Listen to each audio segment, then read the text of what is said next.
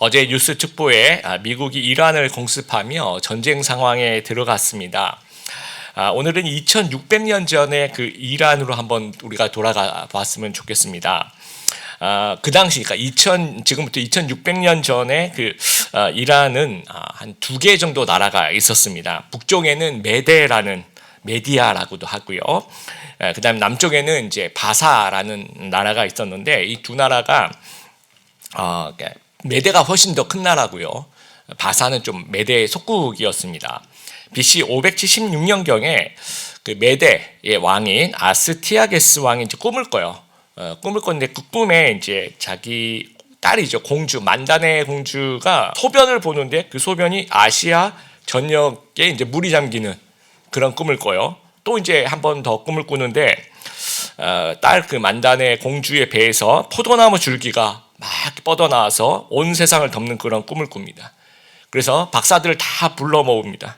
도대체 무슨 꿈이냐 했더니 왕의 그 외손자가 되는 거죠. 그 만다네 공주의 아들이 세계를 정복할 그런 큰 인물이 될 것입니다 라고 이제 얘기를 해요.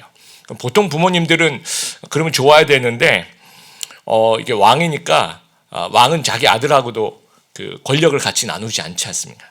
그러니까 위협을 느낀 거죠. 왕이. 얘가 내 자리를 차지할 수도 있겠구나. 그래서 딸 만다네를 메대 사람이 아니라 그 바사 사람에게, 하층민인 캄비세스에게 이제 시집을 보냅니다. 시간이 좀 지나서 만다네가 임신을 했다는 소식이 들려와요. 그래서 아스티아게스 왕은 고민 끝에 이 손자를 죽여야 되겠다라고 생각을 해서 그 딸한테 이제 친정으로 와서 아이를 낳으라고 이제 얘기를 해서 친정으로 이렇게 부릅니다. 그래서 이제 본인이 죽여야 되는데 차마 본인이 이제 그 자기 손자를 죽일 수가 없어서 그 신복인 하르파고스 장군을 불러요. 그 장군한테 만다네의 딸이 자식이 딸이면 살리고 아들이면 죽여라 그 명령을 합니다. 근데 이제 하르파고스 장군도 차마 이렇게 직접 죽이지를 못하는 거예요. 그래서 이제 누굴 시켜요. 그래서 아까 그 영상에 양치기를 시켰다 그랬는데 이제 역사에서는 뭐 여러 가지 학설이 있지만 소를 치는 하인에게 이제 맡깁니다. 근데 그 하인도 차마 이렇게 못 죽이는 거죠. 그래서 그런데 하필이면 그 하인의 아내가 그날 출산하다가 그 아이가 이제 사산이 됩니다. 그래서 이제 그 아이를 바꿔치기 하는 거죠. 그래서 하인은 사산한 아기가 그 왕이 명령한 그 죽이라고 그 아기가 죽였습니다라고 얘기하고 실제로 그 만다네 아들은 이제 키웁니다. 훗날에 이제 고레스 왕이 되는 거예요. 근데 고레스가 이제 어린 시절에 아주 남다른 리더십과 통솔력을 가지고 있었대요. 골목에 나가면 다른 모든 사람들이 얘는 진짜 크게 될 애다라고 얘기할 정도로. 그래서 이제 아스티아게스가 한번 이렇게 그 소식을 듣고 보니까 한눈에 이제 자기 핏줄임을 알았던 거죠.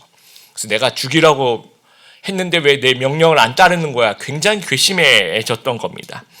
그래서 이제 공중 만찬을 하면서 처음에 이제 자기가 명령했던 하르파고스 장군 이놈을 좀 손으로 봐야 되겠다 싶어서 다들 참석한 그 귀족들 앞에 이렇게 음식이 이렇게 놓여져 있는데 이 장군 앞에만 이제 검은색 보자기가 씌워져 있는 겁니다.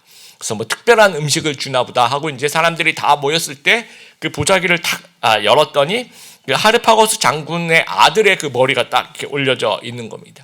왕이 벌을 내린 거예요. 내가 그때 죽이라 그랬는데 왜 내 명령을 거절했는가라고 하면서 이제 그 괘씸죄로 그 왕명을 거역한 벌을 내린 거죠. 근데 여러분 그 하르파고스 장군의 입장이라고 생각하면 겉으로는 그 당시에는 막 참았겠죠. 참았겠지만 이 마음속으로는 이제 왕에 대한 이제 깊은 앙심을 가지고 있었던 겁니다. 그때 고레스가 이제 바사의 5만 병력을 이끌고 이제 메대를 치러 와요. 근데 이제 메대는 훨씬 더 큰 나라이기 때문에 그 메대 아스티아게스 왕이 이제 30만 군사를 모집합니다. 얘네들은 5만이고 얘네들은 30만이고 이건 게임이 안 되는 거죠. 그런데 이 30만 군사를 소집해서 하르파고스 장군에게 이제 정벌군 사령관을 맡기는 거예요. 네. 그런데 이제 하르파고스 장군은 이제 때를 기다리고 있었던 거죠. 이 앙심을 품고 있었는데 이 30만 군대와 함께 이 바사군에 합류를 해버려요. 서로 싸움을 하라고 보냈는데 이 30만 대군이 5만 대군이 고레스 밑으로 들어가 버리게 됩니다. 그래서 고레스가 BC 550년에 메대 제국의 수도를 함락해 버립니다. 그래서 고레스 대왕이라고 이제 칭호가 되면서 이제 그러나 이제 메대는 어머니의 나라죠. 그리고 바사는 아버지의 나라고. 그래서 메대 왕국을 정복하면서도 완전히 파괴하지 않고 연합 왕국 형태로 이제 통합을 하게 됩니다. 그래서 제국은 메대와 바사의 연합 제국으로 불리는 겁니다. 그래서 우리 성경에 보면 메대 바사라고 부르는 것이 결국은 이제 통합된 바사, 그러니까 오늘날로 얘기하면 페르시아, 그러니까 페르시아라고 얘기하면 메대 바사, 그러니까 두 나라의 연합 제국으로 형성되고 있다라고 여러분 이해하시면 될 것 같습니다. 그래서 이 페르시아 연합 군대가 이제 힘을 얻어서 바벨론으로 진격해 들어오고 있어요. 바벨론이라는 나라가 이제 크겠죠. 그러면 이제 겉에서부터 점점 이제 전쟁들을 치르면서 승리 이렇게 하면서 목줄을 점점 조여옵니다. 그래서 마지막에 바벨론의 수도 바벨론 성을 향해서 진격을 해요. 바벨론 성은 아주 견고한 성이라서 일단은 포위를 합니다. 공성전을 펼치는데요. 포위를 하고 한 2년 6개월 정도 지난 상태입니다. 그렇게 바벨론 그 성에 페르시아 군대가 포위를 하고 2년 6개월 정도 지난 상황에서 오늘의 본문인 다니엘서 5장이 시작이 되는 겁니다. 그래서 당시의 그 어지러운 상황 속에서 연약한 인간의 모습과 심판자 하나님에 대해서 우리가 좀 말씀을 같이 살펴보았으면 좋겠습니다. 첫 번째, 내실의 부실함은 두려움과 자기 과시로 나타납니다. 1절에 벨사살 왕이라고 되어 있는데 바벨론의 여러 문헌을 보면 바벨론 제국의 마지막 왕은 벨사살이 아니에요. 나보니두스 왕이라고 되어 있습니다. 그리고 또 바벨론의 그 비문, 여러 가지 비문 중에 이렇게 보면 벨사살은 나보니두스의 장자다라고 얘기를 하고 있습니다. 자, 이걸 우리가 어떻게 해석하냐면요. 느부갓네살 왕이라는 아주 큰 거목이죠. 이게 죽었어요. 사후에 그 다음에 이제 왕권이 아주 복잡하게 진행이 되는데 아들인 에월무르닥이라는 이름들이 좀 부르는 그 어떤 이름들이 조금씩 같은 사람인데 조금씩 다릅니다. 그래서 다른 문헌에 이렇게도 쓰고 저렇게도 쓰고 그러니까 이제 이해하시고요. 에월무르닥이 이제 즉위를 합니다. 근데 2년 만에 그의 매형이죠. 자기 누나의 남편인 네르갈 사레셀에게 암살을 당해요. 그래서 네르갈 사레셀이 4년 동안 나라를 다스리다가 아마 병에 걸려서 죽었던 것 같습니다. 그리고 이제 아들에게 왕위를 계승하는데 그 아들이 라마시 마르둑이라는 아들에게 왕위를 계승하는데 그 라마시 마르둑은요 그러니까 왕이 되고 1년 만에 느부갓네살의 사위로 추정되는 나보니두스에게 이제 암살을 당해요. 그래서 나보니두스가 이제 왕위에 오릅니다. 그러니까 느부갓네살이 죽고 7년 동안 무려 4명이나 이제 왕이 되는 거예요. 근데 이 나보니두스 왕이 역사에 보면 이제 굉장히 괴짜 기질이 있었던 것 같습니다. 당시에 그 바벨론의 최고의 신은 벨이라고도 얘기하고 마르둑이라고 얘기하는 여러분 어떤 그 강아지 같기도 하고 약간 이렇게 생긴 것도 보신 적이 있습니다. 그 마르둑 신을 섬기는데 이 나보니두스는요 하란갓 우르의 수호신인 달의 신에게 더 많은 관심을 가지는 거예요. 그러니까 나라는 마르둑을 섬기는데 본인은 달의 신을 섬기는 거죠. 그래서 어느 정도 왕권을 이제 시간이 지난 후에 아들 벨사살에게 나라를 맡기고 이 사람은 달의 신을 섬기려 아라비아 사막으로 들어가서 오아시스 앞에서 은둔 생활을 하게 돼요. 그러면서 이제 벨사살은 섭정 왕이 되는 겁니다. 나중에 이제 한참 시간이 지난 다음에 다시 돌아와도 네가 계속 왕해 뭐 이런 식으로 되는 거죠. 그래서 7절 우리가 읽었던 부분에 누구든지 이걸 해석하면 그를 나라의 셋째 통치자로 삼으리라 라고 얘기를 합니다. 왜 하필이면 셋째 통치자로 삼겠습니까? 첫째 통치자 누구예요? 나보니두스, 자기 아버지가 첫째고 둘째는 자기고 그러니까 이제 셋째, 그 다음, 네 다음이 이제 셋째가 되는 겁니다. 근데 벨사살 왕은 내면이 그렇게 강하지 않았던 것 같아요. 내면이 굉장히 부실했던 왕이었던 것 같습니다. 자신이 왕국의 2인자인 것에 대해서 완전하게 왕으로 인정받지 못했던 그 부분에 대한 일종의 좀 자격지심이 있었던 것 같아요. 근데 그 자격지심이 두려움으로 나타났는데 그 두려움이 이제 내부적으로 보면 사람들이 나를 무시하면 어떡하지? 라는 이제 그런 모습으로 나타나고요. 외부적으로는 페르시아 군이 지금 포위를 하고 있으니까 왕국이 멸망할 수도 있겠다라는 것에 대한 두려움이 있는 겁니다. 이런 두려움을 숨기기 위해서 이제 겉으로 그 허세와 자기 과시의 모습을 보여주는 거죠. 여러분 카드 게임 할 때 블러핑이라고 하는 거 들어보셨죠? 실제로는 아주 평범한 패를 갖고 있는데 마치 내가 아주 강한 패를 갖고 있는 것처럼 그렇게 연출을 한 거죠. 행동하고 말을 해서 상대방을 좀 이렇게 위축시키는 그런 것들을 이제 우리가 블러핑을이라고 이제 얘기를 합니다. 이제 벨사살 왕이 지금 그걸 하고 있는 거예요. 약한 내면을 감추기 위해서 또 더 강하게 보이기 위해서 과장하고 허세를 보여주고 이 블러핑을 하고 있는 모습이 이제 잔치를 벌이는 겁니다. 여러분 서두에 그 메데바사가 이제 전쟁을 하면서 그 이제 그 주변에 붙어 이제 전쟁에 이기면서 지금 목줄을 조여 들어오겠죠. 그럼 바벨론 성 하나 남은 건데 그러면 귀족들도 그 이제 지방에 있던 귀족들도 다 쫓겨서 하니까 이 바벨론 성 안에 다 들어왔겠죠. 그러니까 1절에 귀족 1000명을 위해서 잔치를 베풀다라고 이야기를 하는데 이 귀족 1000명이 가능한 이유가 여기 있습니다. 그래서 여기서 그 1000명이 모여서 잔치를 할 수 있는 그런 배경이 된다라는 거예요. 그러니까 현재 성이 포위되어서 약 2년이 지난 상태인데 바벨론이 성벽이 굉장히 튼튼해요. 높이가 120m, 두께만 32m니까 이거는 두께 그 32m를 이렇게 뚫기가 너무 어렵습니다. 그리고 두 겹으로 되어 있고 성벽 둘레는 유프라테스 강이 흐르면서 그 60m 폭의 해자가 둘러 있어요. 그리고 90km에 이르는 그 성벽을 돌아가면서 100개의 문이 있는데 모두 청동으로 만든 그 당시에 아주 견고하고 화려한 그런 문입니다. 성 안에 한 20년치 식량이 있다고 합니다. 그러니까 그리고 이제 물도 유프라테스 강이 흐르니까 물도 있고 식량도 있고 성벽도 튼튼하고 난공불락이에요. 그러니까 아주 끄떡없다라고 생각합니다. 하지만 마음 한구석에 상대는 그 당시 세계 최강의 페르시아 군이라는 거예요. 그러니까 민심이 동요할 수도 있고 불안해할 수도 있으니까 안정시키는 그런 이벤트를 하는 겁니다. 다 불러서 이렇게 허세를 하는 거죠. 막 술 마시고 막 괜찮아 우리는 저 바깥에 있어도 우린 쟤네들이 절대 안으로 못 들어와 이러면서 술을 마시는 겁니다. 그리고 두 번째 이제 여러분 이제 2절에 보면 그의 부친 느부갓네살이라고 얘기를 해요. 근데 실제로 족보를 보면 아까도 얘기했듯이 느부갓네살의 아들이 아닙니다. 벨사살 왕은 아까 나보니두스의 아들이라고 제가 말씀을 드렸죠. 그러면 나보니두스의 아버지, 그러니까 친아버지는 느부갓네살이 아니에요. 아마도 장인어른일 것이다라고 추측을 하게 됩니다. 그럼 그 추측이 맞다면 벨사살은 느부갓네살의 외손자 정도 되는 거죠. 그러면 나의 할아버지 뭐 이렇게 얘기를 해야 될 텐데 그렇게 얘기를 하지 않아요. 왜냐하면 당시에 그 어떤 일반화된 관례가 나라의 아주 유명한 사람 영웅을 다 자기 아버지라고 표현을 하는 거죠. 그러면서 정치적인 정당성을 선포하는 겁니다. 그러니까 바벨론을 세운 느부갓네살 저분이 내 아버지야 이렇게 이제 선포를 하는 거예요. 나는 그의 뒤를 잇는 왕이야.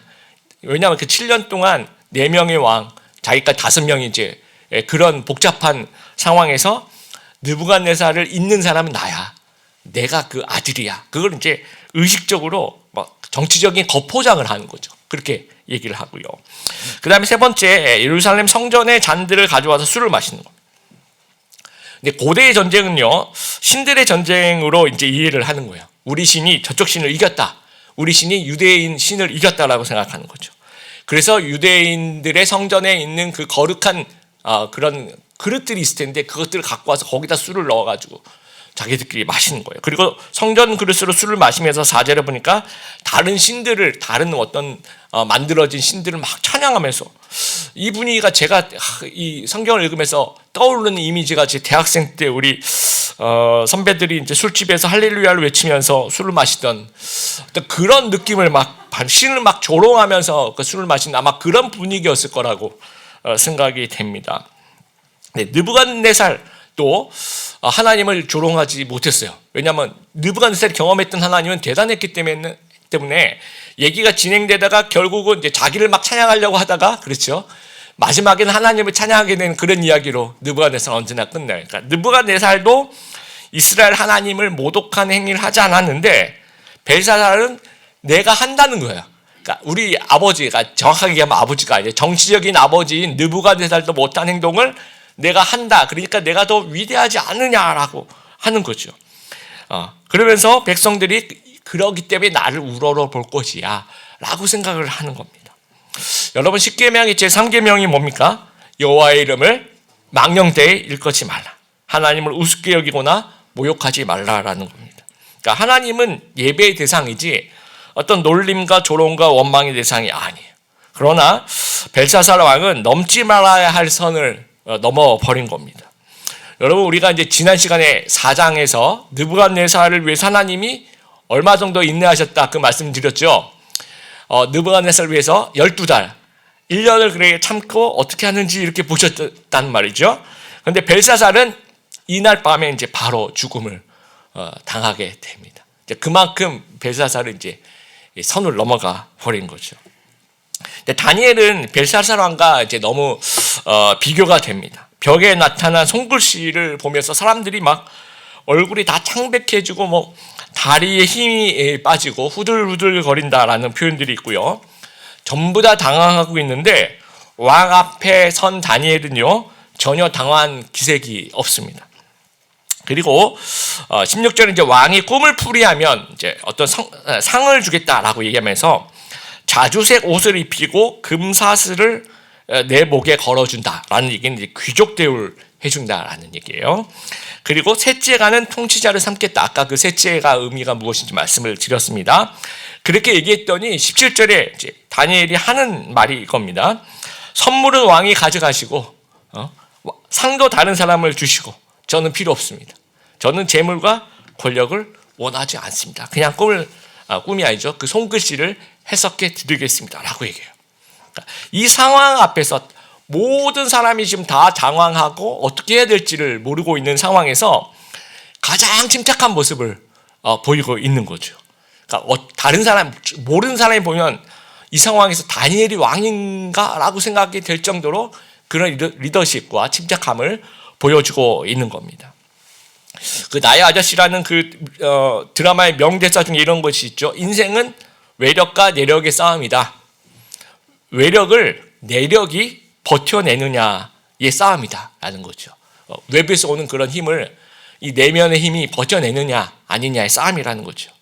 근데 벨사살 왕은요 어떤 노력을 했어야 되냐면 이 전쟁을 이겨서 자기 실력을 이제 정말 증명하는 진짜 그런 어떤 노력을 해야 되는데 그런 노력이 아니라 내면의 중심을 잡으려는 노력은 하지 않고 블러핑을 하는 거야. 허세를 겉으로만 보여주고 있는 겁니다. 벨사살 왕과 다르게 다니엘은 내면이 잘 잡혀 있는 거죠. 중심이 아주 잘 잡혀 있습니다. 이 신앙의 중심이 잡혀 있는 거죠. 1장 우리가 봤던 뜻을 정하는 다니엘. 하나님의 중심이 강하게 15살 때부터 자리하고 있고 지금은 한 80세의 노인이라고 생각하는데 그때까지 계속해서 오랜 세월 동안 이 믿음이 쌓였던 거죠. 그리고 다니엘은 기도의 사람입니다. 다니엘서를 관통하는 키워드 중에 하나가 기도예요. 기도의 사람.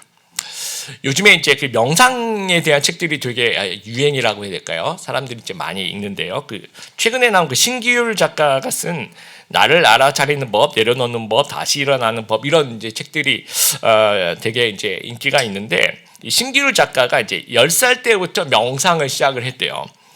그래서 이제 밤에 집에서 조용하게 이제 불을 아주 약하게 해놓고 명상을 막 하고 있었는데 도둑이 들어왔대요. 한밤에. 근데 도둑이 딱 들어왔는데 그때 이제 그 10대 때 저도 이제 10대 때는 머리를 좀 짧게 깎았는데 아마 이분도 그 스포츠 아주 짧게 머리를 깎은 상태에서 이제 명상을 하고 있었던 것 같습니다. 도둑이 딱 들어왔는데 깜깜한데 스님 한 분이 그렇게 생각했던 거예요. 머리 빡빡한 깎은 그 스님 같은 분이 가부좌를 들고 뭔가 명상을 하고 있는 모습을 보고 두려움을 느꼈던 것 같아요. 그래서 내가 집을 잘못 들어왔나? 그래가지고 그냥 나갔다는 겁니다. 그래서 그 사건을 계기로 해서 이분이 명상이 이제 물리적으로 나를 지킬 수도 있겠구나. 이제 그렇게 어렸을 때 이제 10대 때 생각을 했다라고 해요. 여러분 그 명상보다 더 강력한 것이 성도의 기도입니다. 근데 명상은 이제 마음을 비우는 거지만 기도는 하나님으로 우리를 가득 채우는 거거든요. 그리고 명상 혼자서 하는 거지만 기도는 하나님과 함께 하는 대화예요. 하나님과 하는 명상인 거죠. 하나님과 함께 동행하는 그런 것, 그러니까 굉장히 강력합니다. 그래서 이 경건의 시간이라는 건 아주 강력하게 우리의 신앙의 내면을 세우는 도구입니다. 여러분 다니엘이 그랬던 것처럼 특히 기도 하루에 여러분 굉장히 어려운 일들이 이제 우리에게 이제 하루에도 그 좀 마음을 상하게 하는 여러 생각들이 이제 여러분 마음을 이제 이렇게 강하게 이렇게 또는 약하게 여러분을 이제 어렵게 할 텐데요. 일상적인 경우에 하루에 30분만이라도 눈을 감고 하나님과 대화하고 하나님께 기도하면 그런 마음의 찌꺼기들이 거의 다 없어져요. 근데 만약에 아주 어려운 상황이라면 뭐 1시간, 2시간 넘어갈 수도 있겠죠. 일상적인 상황이라면. 물론 여러분 중에는 난 한 30초만 기도해도 나는 영성이 잡혀. 난 5분만 기도해도 난 충분해. 그렇게 얘기하시는 분들 계신데 그런 분들은 영성 천재. 그러니까 예수님과 어깨를 나란히 하는 그런 레벨의 분이실 거라고 생각하고 보통 이제 민간인인 경우에는 30분 정도 우리 성도님들은 저는 그렇게 생각합니다. 그래서 여러분 하루에 30분이라도 눈을 감고 하나님과 대화를 시작해 보세요. 그러면 여러분의 내면이 뭔가 신앙의 중심이 잡히고 쓸데없는 걱정이 거의 80~90%는 없어져요. 또 주일, 여러분 오늘 이 주일 예배를 오기 위해서 우리 성도님들이 정말 쉽지 않은 발걸음을 했다는 거 저는 정말 이해합니다. 그리고 이렇게 어려운 발걸음을 가지고 우리 교회에 오신 분들 축복합니다. 이 주일이 정말 우리의 내면을 붙잡아 줄 수 있는 주일이 되려면 좀 멈출 수 있어야 돼요. 여러분 주일, 그러니까 히브리 말로 안식일을 뭐라고 합니까? 세베스라고 하죠. 그 세베스라는 말은 멈춘다라는 말이에요. 뭘 멈춥니까? 일상을 멈추는 거예요. 우리가 했던 일이라든지 우리가 했던 오락이라든지 우리가 했던 뭐 여러 가지 것들 좀 잠깐 멈추는 거예요. 그리고 잠깐 멈추고 하루 종일 하나님과 동행하는 겁니다. 그래서 여러분이 이제 잠깐 멈추는 거죠. 여러분의 세상적인 어떤 또 일과 이런 부분들 일단 멈추고 이제 주일날 예배를 드려요, 같이. 그리고 소그룹을 하고 또 같이 봉사를 하고 교제를 하면서 이게 이제 안식일 멈추는 거예요. 진짜 안식이 이런 겁니다. 그리고 하나님을 생각하게 되고 하나님과 동행하게 되고 하나님이 나에게 주시는 이야기들로 마음을 막 채우는 거예요. 또 하나님 나에게 주시는 생각들로 내 마음을 막 채우면서 이 내력이 생기는 거예요. 내면이 튼튼해지는 겁니다. 그렇지 아니하고 잠시 살짝 이렇게 스쳐서 이렇게 교회를 살짝 스쳐서 물론 그런 분들은 안 계시지만 마치 월급 봉투가 여러분의 통장을 스치듯이 교회를 이렇게 주일 나와서 살짝 스쳐서 이렇게 집에 갔다 그러면 이게 내력하고는 크게 상관이 없어질 수 있어요. 우리의 그 신앙의 내면이 잡히는 것과 그렇게 상관없이 그렇게 보낼 수도 어떻게 보내냐에 따라서 달라진다는 겁니다. 여러분 그래서 주일이 잡혀야지 나머지 6일의 중심이 잡히는 거예요. 그리고 우리의 인생의 중심이 잡히는 겁니다. 또 이 경건의 시간, 이 주일이라는 중요성이 헬리콥터의 그 위에 달려있는 그 프로펠러 같은 느낌이에요. 이렇게 무거운 프로펠러를 달고 있는데 결국은 헬리콥터를 날게 하는 이 무거운 프로펠러가 헬리콥터를 날게 하는 겁니다. 결국 이것이 나를 살리는 거예요. 그러니까 하나님의 과 함께하는 그 동행하는 그 신앙의 중심이 좀 어떻게 보면 성가실 수도 있고 꼭 내가 이거 지금 해야 돼라고 할 수도 있고 여러 가지 생각이 들겠지만 결국은 그것이 나를 살리는 거라는 거죠. 그리고 내면의 시간이 들여다보는 시간이 많을수록 내면이 건강해집니다. 한국 영화에 그 영린이라는 영화 있습니다. 그 현빈이라는 분이 정조로 나왔던 그 영화에 정조가 그 상책 그러니까 내시에게 외우라고 명하는 구절이 있어요. 중용의 제23장. 이것이 이제 작품 전체 주제의 의식을 관통하는 아주 중요한 대사입니다. 제가 그냥 읽어보겠습니다. 작은 일도 무시하지 않고 최선을 다해야 한다. 작은 일에도 최선을 다하면 정성스럽게 된다. 정성스럽게 되면 겉에 배어나오고 겉에 배어나오면 겉으로 드러나고 겉으로 드러나면 이내 밝아진다. 밝아지면 남을 감동시키고 남을 감동시키면 이내 변하게 되고 변하면 새롭게 살아 움직이며 발전한다. 이거 안에서부터 그렇죠. 안에서부터 뭔가 바깥으로 움직이는 힘을 느껴질 수 있죠. 그렇죠? 그러니까 세상을 바꾸는 힘은 외부적인 힘이 아니라 내면의 진심인 거죠. 성실한 마음의 힘, 또 우리 성도들의 그 신앙의 힘, 이것이 이제 결국 세상을 바꿔 나가는 겁니다. 또 나를 바꿔 나가는 거예요. 그래서 우리 성도님들의 내면은 벨사살을 닮아 있습니까? 아니면 다니엘을 닮아 있습니까?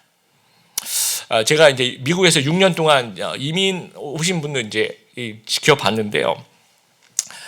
이분들의 다 그런 건 아니지만 대체로 이제 집과 차를 아주 좋은 거를 사요. 집도 이제 자녀들 다 이제 대학 19에서 20살 되면 집에서 제일 먼 대학을 갑니다. 그래서 캘리포니아 사는 애들은 저희 동부 쪽이 뉴욕이나 이쪽으로 가고요. 뉴욕에 사는 친구들은 캘리포니아 쪽으로 일부러 집에서 제일 먼 학교를 이제 가는 경향이 있습니다. 그래서 이제 아이들이 19살, 20살 되면 집을 다 떠나서 집에 두 분밖에 안 계시거든요. 근데도 집을 굉장히 큰 집을 구입을 해서 초청해서 한번 가봤더니 화장실이 제가 그때 살고 있던 기숙사 제 방보다 훨씬 크고 좋았습니다.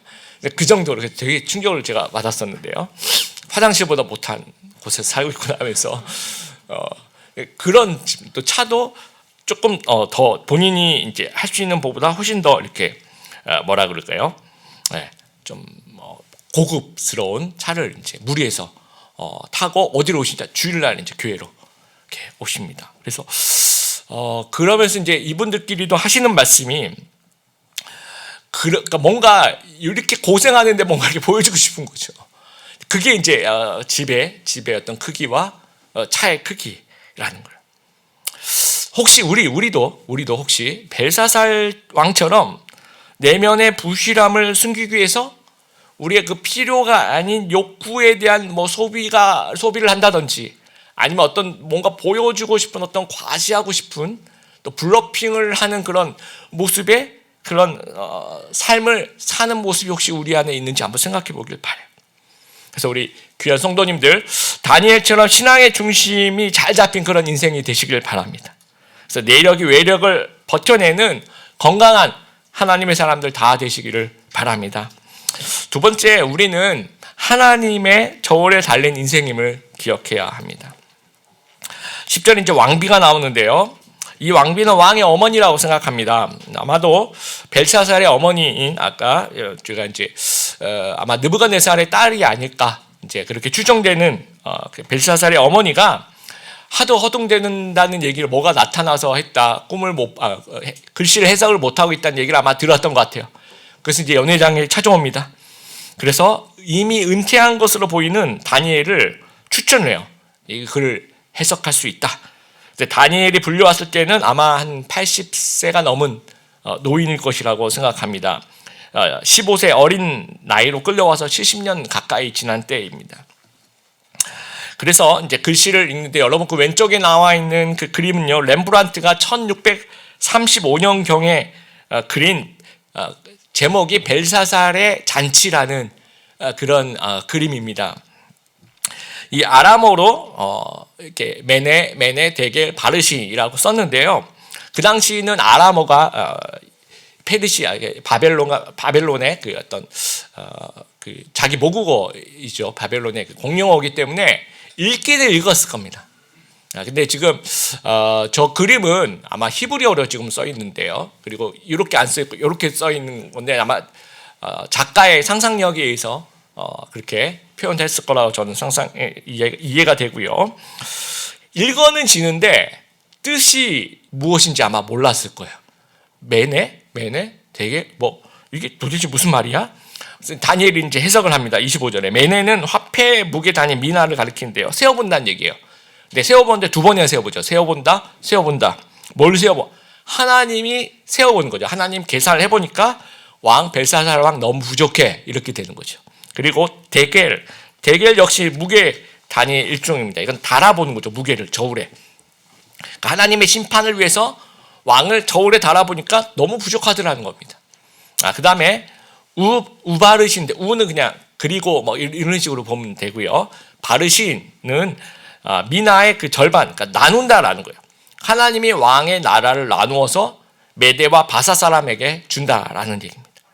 그래서 이제 그 25절 이전부터 이제 계속 설명을 하는 것이 다니엘이 왕에게 하나님이 느부갓네살에게 큰 권세와 영광을 주셨는데 그걸 다 보면서도 왜 그것을 알면서도 마음을 낮추지 않느냐. 느부갓네살이 또 교만해서 7대 들짐승과 같이 된 그 모습을 다 봤으면서도 알면서도 왕은 마음을 낮추지 않고 성전 그릇을 갖고 와서 거기다 술을 따르고 우상을 찬양하면서 그래 여호와 이를 망령되이 일컫느냐. 그때 5절에도 그 술을 먹고 우상을 찬양하는 그때 이제 손가락이 나타난 거죠. 그래서 하나님의 저울에 달아보니까 왕은 너무 부족하다. 함량 미달이다. 요즘 얘기하는 왕은 깜이 아니다. 그 얘기를 하고 있는 겁니다. 그래서 28절 나라가 망해서 메대 바사에게 넘어간다 라고 얘기하고 30절 벨사살 왕이 죽임을 당합니다. 그래서 고대 역사가인 헤로도투스의 기록을 보면요, 바벨론 성 주위에 이제 유프라테스 강이 이제 해자가 있죠. 근데 그 상류로 가서 메데바사 군대가 운하를 파가지고 유프라테스 강의 수위를, 그러니까 밑으로 내려오는 강을 좀 분산시키는 거죠. 그래서 수위를 막 낮춰서 낮아진 강을 통해서 이제 군대가 침투하는 겁니다. 근데 내부는 이제 막 파티를 하고 있는 거예요. 그래서 이제 경계가 느슨한 상태에서 이제 기습 침투가 이어지는 겁니다. 그래서 군대가 이제 성 안에 들어오면요, 군대와 이제 백성들이 싸워야 되잖아요. 근데 싸우질 않은 거예요. 왜냐하면 이제 내부에 불만이 있었던 겁니다. 아까도 얘기한 그 나보니두스가 마르둑을 섬기지 않고 달의 신을 이제 섬기면서 새 잔치인 아키두라는 것을 중단시키면서 마르둑의 제사장들부터 이제 반감을 사기 시작하는 거죠. 그리고 백성들도 이제 마음이 떠난 상태예요. 그래서 나중에 이제 한참 지난 다음에 나보니두스가 바벨론으로 돌아와서 아키두도 부활시키고 막 분위기를 쇄신시키려고 노력을 했는데 이미 이제 떠난 민심을 다시 잡을 수가 없었던 겁니다. 이때 고레스 군대가 성 안으로 들어와요. 백성들이 오히려 환영을 합니다. 그래서 큰 저항 없이 점령이 되는 거예요. 그리고 31절 여러분 보시면, 그러면 이제 고레스 왕이, 그렇죠? 고레스 왕이 나라를 얻었다 이렇게 얘기해야 되는데 31절 메대 사람 다리오가 나라를 얻었는데 그때 다리오는 62세였더라라고 되어 있습니다. 그래서 이 메대 사람 다리오가 누구냐라고 얘기할 때 많은 성경학자들은 이제 고레스 왕의 외삼촌이다 일 것이다라고 생각을 합니다. 그래서 고레스 왕이 계속해서 세계 정복 전쟁을 치르는 동안에 임시적으로 연합제국의 왕의 권한을 받은 사람이라고 보는 거죠. 그래서 외삼촌이니까 엄마 계열이니까 이제 메대 왕국이 맞아요. 메대 사람 다리오가 왕이 2년 동안 과도기 정부를 이끕니다. 그것이 다니엘 5장과 또 다음 주에 우리가 볼 다니엘 6장, 이 두 장에 걸쳐서 다리오 왕이 등장을 하고 있습니다. 13절 이제 벨사살 왕이 다니엘을 보고 뭐라고 얘기하냐면요, 유다 포로 출신, 그러니까 내가 우리 부왕이 유다에서 사로잡혀온 유다 자손 중에 그 다니엘이냐라고 물어봐요. 그러니까 벨사살이 사람을 평가하는 기준이 성분 출신 성분인 것 같아요. 너는 유다에서 끌려온 지금 70년이 지났습니다. 그럼에도 불구하고 그 얘기를 안 하는 거죠. 너는 출신 성분, 나는 느부갓네살이 우리 아빠야, 정치적인 아버지야, 이렇게 너는 뭐야, 이렇게 보는 거죠. 사람을 평가하는 기준이. 그러니까 벨사살의 저울이라는 겁니다. 근데 다니엘은요, 벨사살의 저울에는 전혀 관심이 없어요. 별로 기분 나빠하지 않는 분위기입니다. 오직 하나님의 저울에만 관심이 있는 거예요. 그러니까 4장과 5장 사이는 약 30년 정도의 시간의 차이가 있습니다. 공직은 은퇴했어요. 근데 다니엘의 신앙은 은퇴가 없습니다. 직장은 은퇴해도 신앙은 은퇴가 없다는 겁니다. 하나님과의 친밀한 관계는 계속 유지해요. 그러면서 손글씨도 해석을 하게 됩니다.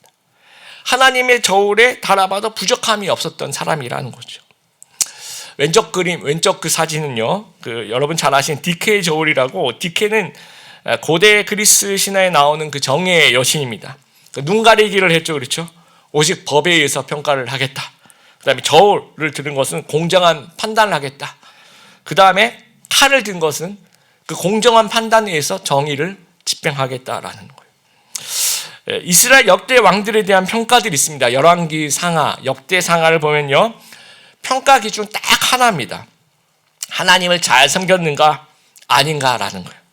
그러니까 국방을 잘했냐, 경제를 잘했냐, 뭐 영토를 확장시켰냐, 외교를 잘했냐, 이런 얘기들은 열왕기 상하, 역대 상하에 나오지 않아요. 이건 하나님의 저울이 아닌 거죠.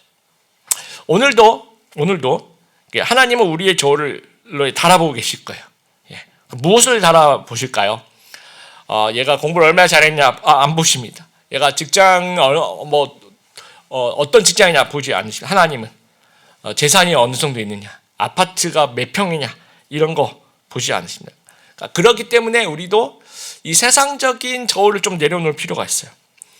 그리고 이스라엘 역대 왕들의 평가, 이 왕이 다윗의 길을 걸었느냐, 여로보암의 길을 걸었느냐, 마찬가지로 우리도 하나님이 신앙의 저울로 보고 계실 거예요. 다윗의 길로 걸어가고 있는가, 아니면 여로보암의 길로 걸어가고 있는가, 다니엘과 같은 사람인가, 아니면 벨사살과 같은 사람인가를 보고 계시는 거예요. 그래서 우리는 하나님의 저울에 달린 인생임을 꼭 기억할 수 있는 저희들이 되었으면 좋겠습니다. 그래서 다니엘과 같이 신앙으로 좀 단단해지는 그런 인생이 되시기를 바랍니다. 그리고 하나님의 평가를 무난하게 통과할 수 있는, 믿음으로 통과할 수 있는 그런 믿음의 사람 다 되시기를 주님의 이름으로 축복합니다.